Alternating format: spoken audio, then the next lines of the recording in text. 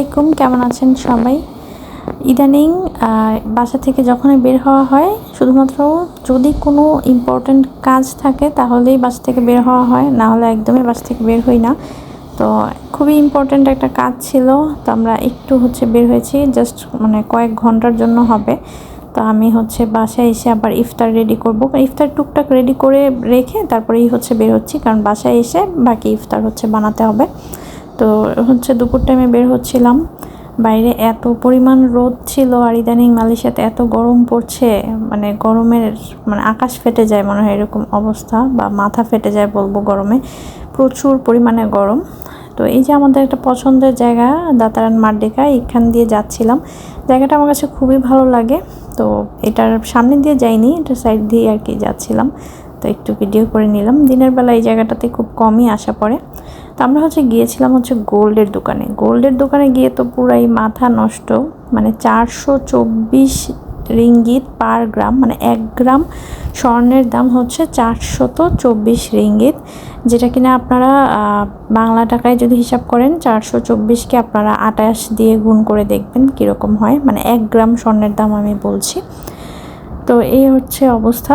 গোল্ডের দোকানে একটা ইম্পর্ট্যান্ট কাজ ছিল, তো ওখানেই যাওয়া হয়েছিল আর কি। তো টুকটাক ঘোরাঘুরি করছিলাম, অনেক দিন পরে আমি আসলে গেলাম, এবং আমি প্রায় মনে হয় বছর খানিক পরে হবে গোল্ডের দোকানে গেলাম। এই 1 বছরের মধ্যে প্রায় 200 রিঙ্গিতের মতো দাম বেড়ে গিয়েছে।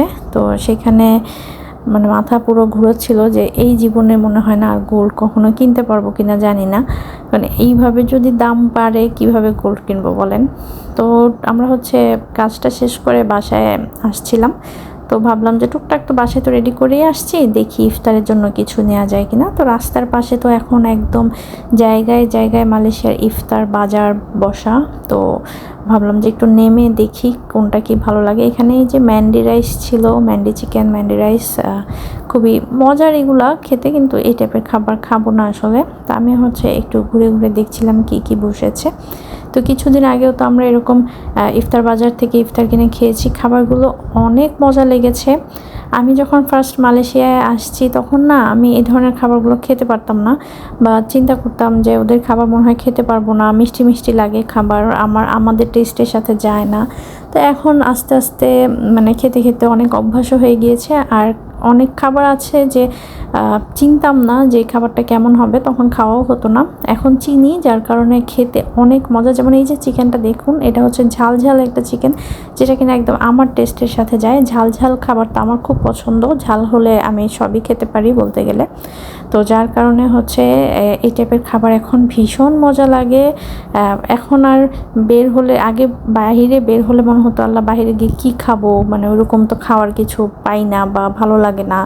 এখন মনে হয় আলহামদুলিল্লাহ সবই খেতে পারবো, যেহেতু একটা মুসলিম কান্ট্রিতে থাকি। তো এখানে হালাল সব কিছুই হালাল বলতে গেলে, নন হালাল খাবার খুব বেশি একটা আমাদের হাতের কাছে না। তো সব কিছু যেহেতু হালাল, সবই খেতে পারবো। তো এখন আর খাওয়া দাওয়া নিয়ে কোনো সমস্যা নেই। আর এখানে যে কিছু পকেট শর্মা বিক্রি করছিল, এই শর্মাটাও সেদিন আপনাদের ভাইয়া ইফতারেতে কিনে এনেছিল বাসায়, এত মজা লেগেছে, টেস্টগুলো একদম বলতে গেলে আমাদের দেশের মতো। তারপরে এই যে রুটি জন, এই খাবারটা খুবই মজা। রুটি জনটা, এটা আমরা এই নিয়ে মনে হয় 3বার খেলাম, 3 দিনই কিনেছি। ভিতরে কিমা দেয়া হয়, বিফ কিমা দেয়া হয়, চিকেন কিমা দেয়া হয়, তবে চিকেনটা থেকে বিফটা খেতে খুবই মজার। আর ভিতরে ডিম দেয়া হয়, বিভিন্ন রকমের সস, খেতে দারুণ মজার, কিমার কারণে খুব বেশি মজা লাগে। তো এই খাবারটা বলতে গেলে এখন আমাদের একদম একটা সিগনেচার ফুড হয়ে গিয়েছে। মোটামুটি ইফতারে এটা আপনাদের ভাইয়া নিয়ে আসে, খাই, আর প্রায় 3-4 দিনই খাওয়া হলো। এই খাবারটা খুবই ভালো লেগেছে। তো বানানোর ইয়েটাও আমার কাছে খুব ভালো লেগেছে। আর এত বড় সাইজে যে একটা খেলেই একদম পুরো পেট 2 জনের ভরে যাবে, একটা যদি আমরা 2 জন মিলে খাই। আর ওই যে দেখুন যেটা কিভাবে আসলে বানানো হচ্ছে, বানানোর প্রসেসিংটাও কিন্তু অনেক সুন্দর। তো এই যে ছোট ছোট করে টুকরা করে কেটে দিয়েছে, জাস্ট আমরা প্যাকেট করে বাসায় নিয়ে আসবো। এটাও আমাদের কাছে খুবই ভালো লেগেছে, রুটি জন। এটা বললাম না, অনেক খাবারের নাম জানতাম না, অনেক খাবার চিনতাম না, তাই খেতামও না। এখন জানি, চিনি, বা আমাদের টেস্টের সাথে যায়, তো যার কারণে খাওয়াও হয়। এখন আর তেমন একটা সমস্যা হয় না আর কি আমাদের। তো এগুলো নিয়ে হচ্ছে বাসায় চলে আসব, কারণ ইফতারের মনে হয় 1 ঘন্টা আগে আমরা বাসায় এসেছি। ওই 1 ঘন্টার মধ্যে তারপর হচ্ছে বাদবাকি প্রিপারেশন করতে হবে। আমি তো ফ্রিজে চাপ মেরিনেট করে রেখেছিলাম, চিকেন চাপ, তো আজকে সেটাই হচ্ছে ভেজে নিচ্ছি। জাস্ট ফ্রিজ থেকে বের করে বেসনের মধ্যে গড়িয়ে তারপরে হচ্ছে ভেজে নেব। আজকে হচ্ছে চিকেন চাপ, সাথে করব হচ্ছে পরোটা ভেজে নেব আর কি। ফ্রোজেন পরোটা আছে যেহেতু ফ্রিজে, পরোটা ভাজবো। এর আগের দিন লুচি করেছিলাম, আবার বাইরে ছিলাম, বাসায় এসে আসলে লুচি করার মতো আর এনার্জিও ছিল না, তাই পরোটা ভাজবো, সাথে হচ্ছে চাপ আর ফ্রুটস তো থাকবেই। ফ্রুটসটা আমার ইফতারে থাকেই, কারণ আয়া তো ফ্রুটস খুব পছন্দ করে।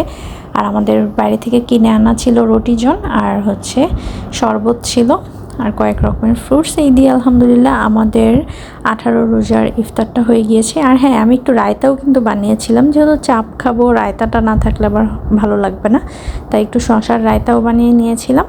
তো এই হচ্ছে আমাদের ঝটপট 18 রোজার ইফতার। ভালো থাকবেন সবাই, আল্লাহ হাফেজ।